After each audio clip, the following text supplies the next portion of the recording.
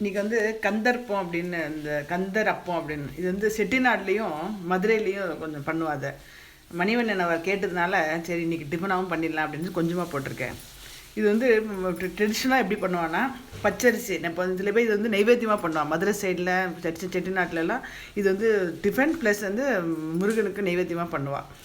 அப்போ நைவேத்தியம் பண்ணுறதா இருந்தால் இந்தமாரி ரேஷியோ எடுத்துக்கலாம். ஆனால் இப்போ வந்து மாற்றிட்டு நான் கூட இந்த இப்போ குழிப்பணியாரத்துக்கு வேறு மாதிரி ரேஷியோவும் போடுவேன். ரெண்டுமே சொல்கிறேன் உங்களுக்கு. இப்போ வந்து இந்த நைவேத்தியத்துக்கு கந்தர்ப்பம் எப்படி பண்ணுறது அப்படின்னா பச்சரிசி தான் எடுத்துக்கணும். இப்போ பச்சரிசி வந்து இதில் ஒரு அழகாக எடுத்துட்டுருக்கேன்.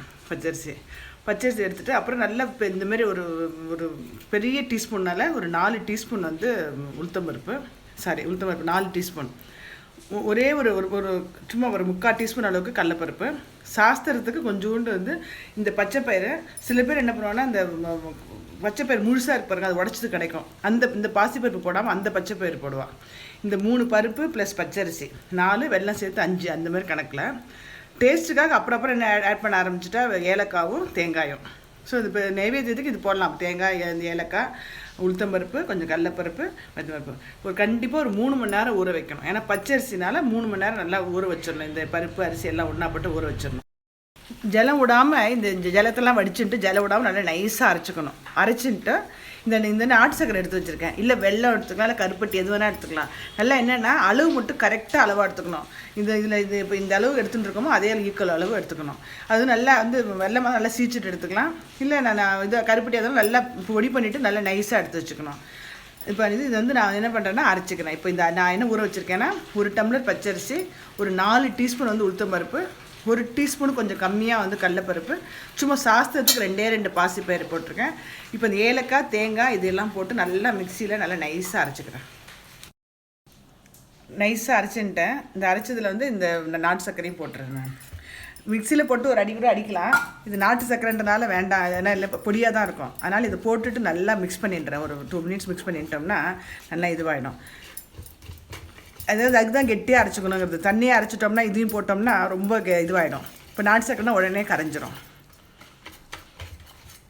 இப்போ நெய்வேத்தியன்றதுனால நான் வந்து இது மட்டும் போட்டு பண்ணேன்.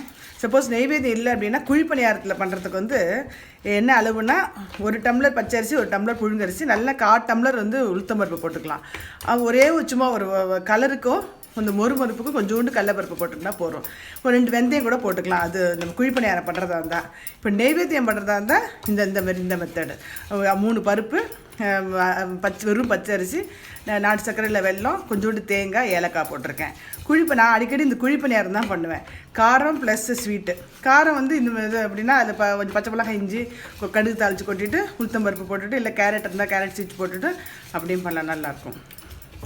இது வந்து புளிக்க வைக்கக்கூடாது, அரைச்சிட்டு உடனே வாத்துடணும். இல்லை கொஞ்சம் டைம் ஆகிடுது அப்படின்னா கொஞ்சம் நேரம் ஒரு ஃப்ரிட்ஜில் வேணால் வச்சுட்டு இது பண்ணலாம். புளிச்சிட்டு தான் என்ன ஆகிடும்னா எண்ணெய் ரொம்ப குடிச்சிடும்.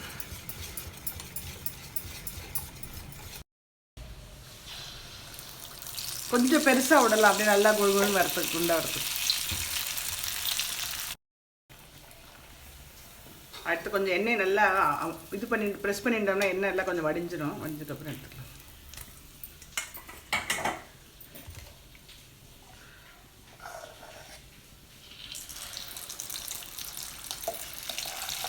ஒன்றா போட்டு எடுக்கலாம், அப்போ தான் அந்த குண்டாக வரும். சின்ன எண்ணெய் கொஞ்சம் கம்மியாக வச்சுருக்கேன். அதனால இது ஆயிடுச்சு பாருங்கள். இது வந்து எப்படின்னா எனக்கு கொஞ்சம் வெல்லம் வந்து ஈக்குவலாக போட்டால் இந்தமாரி வரும். இந்த கொஞ்சம் வந்து ஓட்டையாக அப்படிலாம் கருப்பாக கொஞ்சம் லேஸாகும். நீங்கள் வெல்லம் கொஞ்சம் கம்மி பண்ணிட்டீங்கன்னா இப்போ வந்து ஒரு டம்ளர் அரிசிக்கு 1 டம்ளர் வெல்லம் எடுத்துட்டுருக்கோம். பருப்பெல்லாம் சும்மா ஒரு கைப்பிடி தான் வரும். ஸோ ஈக்குவல் இது. உங்களுக்கு வந்து நல்ல புசு நல்லா குண்டாக வரணும் அப்படின்னா கொஞ்சம் வெல்லத்தை குறைச்சிக்கோங்க. சப்போஸ் இப்படி போடும்போது கொஞ்சம் உதிர்ந்து போச்சுன்னா கொஞ்சம் அரிசி மாவு போட்டு பண்ணலாம். இப்போ நான் என்ன பண்ணுவேன், இந்த மாவுலேயே இன்னும் கொஞ்சம் அரிசி மாவு போட்டு குழிப்பணியாரத்தில் துளியூண்டு நெய்யும் எண்ணெயும் கலந்துட்டு விட்டுன்னு பார்த்துட்டோம்னா குழிப்பணியாரம் ரொம்ப டேஸ்ட்டாக இருக்கும். குழிப்பணியாரத்துக்கு என்ன அளவுனா நான் அப்படியே சொன்னேன் இல்லையா, 1 டம்ளர் பச்சரிசினா 1 டம்ளர் புழுங்கரிசி 2, 1/2 டம்ளர் உளுத்தம்பருப்பு, அப்புறம் கொஞ்சோண்டு கடலப்பருப்பு மட்டும் போட்டால் போகிறோம். இந்த பைத்தம்பருப்பு தேவையில்லை. தேங்காய், ஏலக்காய் வந்து ஆப்ஷனல், வேணுன்னா போட்டு அரைச்சிக்கலாம். அப்படியே வந்து இதெல்லாம் வெல்லம் போடாமல் அதுலேயே பச்சை மிளகாய், இஞ்சி, கருவேப்பிலை, கொஞ்சோண்டு கடுகு, உளுத்தம்பருப்பு தாளித்து கொட்டிட்டு இந்த காரம், உப்பு 2 சேர்த்து பண்ணலாம். இப்போ இந்த மாவை நான் குழிப்பணியாரம் தான் பண்ண போகிறேன். அதனால் சும்மா இது காமிக்கிறதுக்காக சும்மா 4 நாள் வாத்துனேன். இது அவ்வளோதான். இப்போ இதுக்கு வந்து என்ன அளவுனா சொன்னேன் இல்லையா, நல்லா 1 டம்ளர் பச்சரிசி, ஒரு 4 டீஸ்பூன் வந்து உளுத்தம்பருப்பு, 1 டீஸ்பூனு கொஞ்சம் கம்மியாக கடலைப்பருப்பு, துளியோண்டு சாஸ்திரத்துக்கு பயத்தம்பருப்பு நல்லா நைஸாக ஊற வச்சு ஒரு 3 மணி நேரம் ஊற வச்சு நல்லா நைஸாக அரைக்கணும். அரைக்கும் போது கொஞ்சம் ஏலக்காவும் தேங்காயும் போட்டிருக்கேன். போட்டுட்டு எந்த அளவு அரிசி எடுத்தனோ அந்த அளவு கரெக்டாக வந்து நாட்டு சர்க்கரை இல்லை வெல்லம். உங்களுக்கு நல்ல குண்டு குண்டாக வேணும்னா கொஞ்சம் வெல்லத்தை கம்மி பண்ணிக்கோங்க. போட்டு நல்லா அரைச்சிட்டு அதையும் போட்டு நல்லா ஒரு மிக்ஸியில் அரைச்சிடலாம். அரைச்சிட்டு நல்லா எண்ணெயை வச்சு பார்த்தோம்னா நல்லா இதுக்கு பேர் தான் கந்தரப்பம்னு செட்டிநாட்லேயும் மதுரையிலையும் நெய்வேத்தியத்துக்கு பண்ணுறது அந்த அப்போ இந்த கார்த்திகை மாதத்தில்.